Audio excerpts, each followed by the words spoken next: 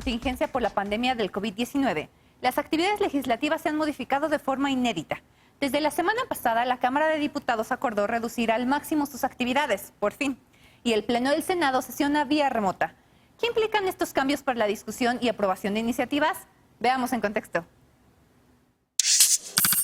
Al cierre de la sesión del 19 de marzo, la presidenta de la mesa directiva de la Cámara de Diputados, Laura Rojas, anunció la suspensión indefinida de sesiones plenarias. También informó que los órganos de gobierno sesionarán de manera permanente a través de los medios tecnológicos disponibles, mientras las comisiones legislativas continuarán sus trabajos a distancia. Uno de los temas que quedó pendiente con esta medida es la elección de consejeras y consejeros del Instituto Nacional Electoral. En el Senado, todas las actividades del periodo ordinario se suspendieron a excepción de las sesiones plenarias. Las y los senadores deberán registrar su asistencia y posteriormente podrán conectarse a la sesión desde sus oficinas o donde lo consideren adecuado, siempre que se mantengan en comunicación. Las sesiones en el Salón de Plenos serán conducidas por la presidenta de la mesa directiva, Mónica Fernández, y 2 personas más, y solo habrá oradores previo registro. Las iniciativas y propuestas de puntos de acuerdo se turnarán directamente a comisiones. Este jueves, Fernández señaló que de no existir condiciones para sesionar, el periodo ordinario se podría clausurar.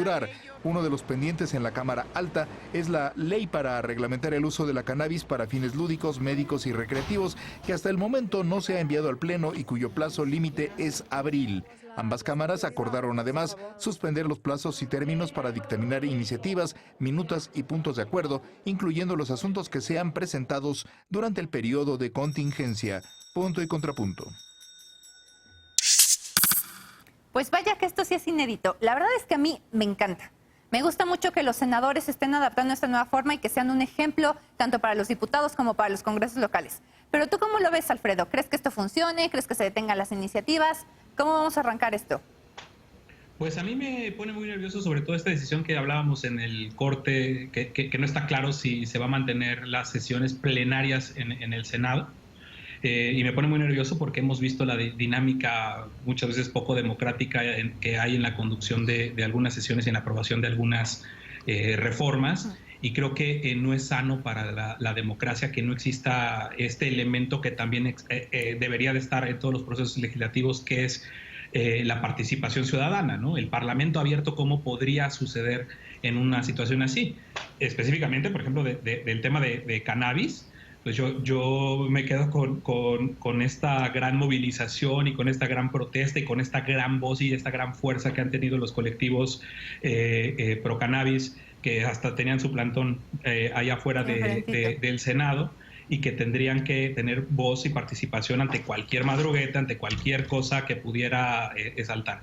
Pero creo que la emergencia va desplazando siempre lo importante, y eso aquí es donde hay que tener como activistas, como sociedad civil, toda la precaución y toda la vigilancia de lo que puede suceder en este periodo de incertidumbres y de innovación tecnológica hasta para sesionar.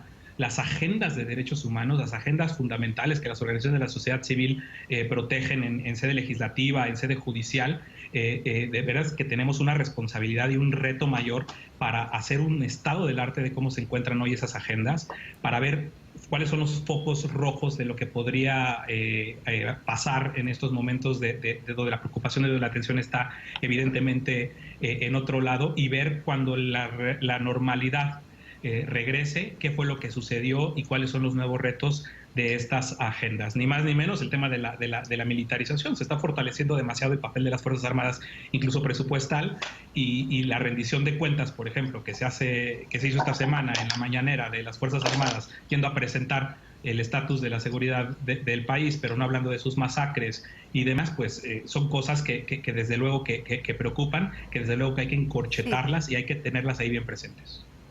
Sara, ¿tú cómo lo ves? Tú eres experta en el tema de la regulación, por ejemplo, de la marihuana. Legalmente, ¿qué procedería si por este cambio de paradigma de sesiones, o sea, de las sesiones en el Senado, este tema se atora o se cae? ¿Qué pasa con eso? Bueno, pues ahorita el Senado está trabajando bajo un mandato o por un mandato que vino desde la Suprema Corte de Justicia de la Nación, que emitió la jurisprudencia después de haber ganado, después de que ganamos como movimiento 5 amparos en la Suprema Corte. Entonces, ellos tenían una fecha límite del 30 de abril Lo más probable es que ellos ahora no van a poder cumplir con esa fecha.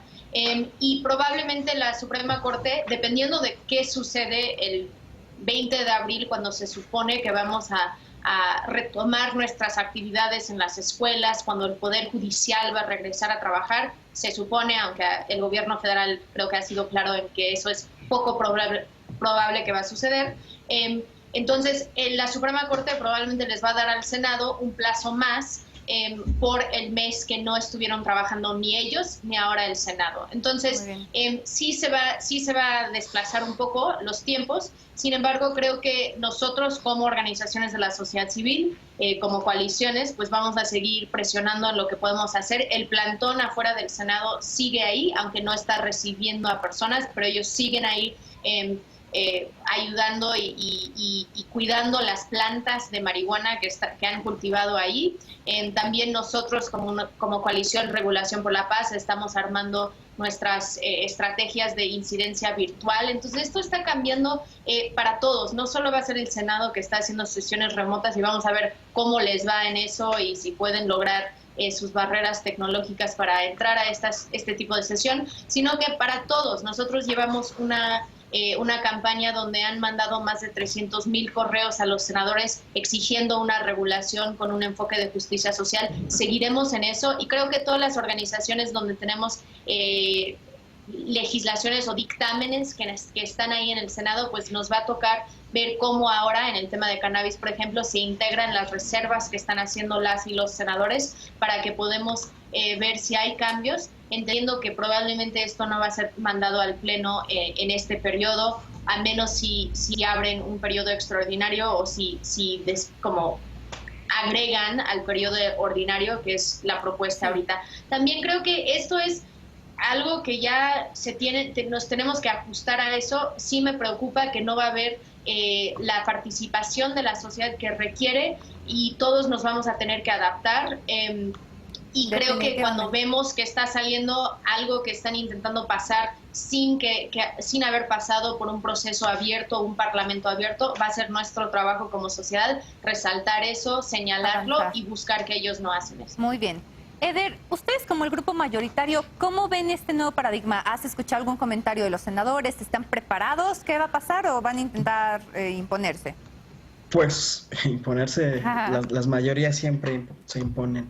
Creo que es algo totalmente nuevo. Hay una circunstancia ahí que se tendrán que adaptar. Platicábamos ahorita en el corte el tema de que también para el Senado y para la Cámara de Diputados hay una brecha tecnológica evidente para algunos legisladores, legisladoras. Entonces tendrán que adaptarse a la circunstancia, no hay de otra. No pueden dejar de trabajar, eso es seguro, porque además hay un montón de temas que están pendientes. Nada más como un dato informativo y otro que nos da una idea de los temores. Ayer en el Senado se aprobó la ley de fomento del maíz nativo, que fue una ley que se impulsó desde sociedad civil y que ya se había aprobado la semana pasada en Cámara de Diputados. Ayer el Senado la aprobó y creo que eso habla muy bien de que en medio de toda esta tempestad siguen sacando tareas específicas. Hay un tema que a mí me permite ver el asunto de los temores que tienen. Fíjense, está esto que dijeron que Morena había aprobado la reelección. En realidad no aprobaron la reelección, lo que hicieron fue meter leyes secundarias porque desde el 2014 se aprobó ya la reelección, el Pacto por México lo aprobó y nunca reglamentaron. Entonces ahí había un temor de que la pandemia nos agarre cuando inicie el proceso electoral, es decir, después de septiembre, que todavía no pueda sesionar de manera ordinaria la Cámara de Diputados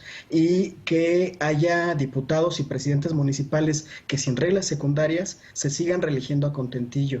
Entonces, por ese temor que tienen en Cámara de Diputados es que aceleraron ese proceso, esa discusión, y eso nos da un indicador más o menos de que sí hay miedos concretos y específicos. Yo ahorita de las agendas pendientes, además de el asunto de la regulación de marihuana, me temo que el tema de la despenalización del aborto se pone mucho en riesgo, la discusión siquiera, porque ¿Cuándo empezó? Se pospuso por completo este debate. Entonces ahí sí creo que, bueno, a mí me preocupa, y hay un montón de temas que a partir de esta crisis provocada por la pandemia brincan. Es urgente que haya una legislación que se reconozca el derecho al cuidado y que se legisle en ese sentido, también el derecho al tiempo libre. Alfred, ¿tú cómo lo ves? Definitivamente tenemos muchos temas pendientes, pero ¿debemos confiar en la tecnología para avanzar en este tiempo que le queda al periodo? Lisa, ¿no? Lisa. Dijiste Alfred, yo por eso no dije nada. Discúlpame, Lisa, te toca. Dime. A mí me preocupan varias cosas. Me preocupa, lo primero, que no baje la calidad del trabajo legislativo, ¿no? Porque frente a la imposibilidad de trabajar de manera directa en dictámenes, en propuestas y en puntos como el tema de las reservas al dictamen de cannabis para su votación en lo particular y posteriormente en el Pleno, pues sí es un riesgo, ¿no? Si de por sí nuestros legisladores legislan al vapor y conocen poco de los temas que aprueban, a la distancia me preocupa todavía más que se entorpezca ese trabajo técnico. Por el otro lado, me preocupa también el tema de la máxima transparencia. Alfredo ya hablaba de cómo garantizamos los estándares de Parlamento abierto que México tiene suscritos y asumidos, ¿no?